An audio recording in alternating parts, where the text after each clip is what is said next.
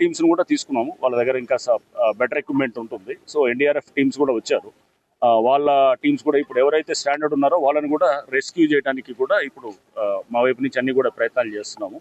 అంటే స్టాండర్డ్ ఉన్న safe places తీసుకురావడానికి. బట్ యాజ్ ఈజ్ ఎవరికైతే ప్రాణానికి హానిగా ఉండే పరిస్థితి ఏమి లేదు.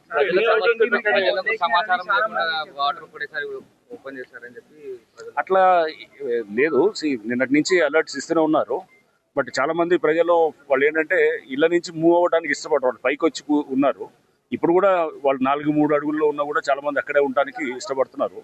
సో వాళ్ళు మూవ్ అవ్వడానికి లేదు. బట్ డెఫినెట్ గా వాళ్ళు కన్విన్స్ చేసి బయటికి తీసుకొస్తున్నాము.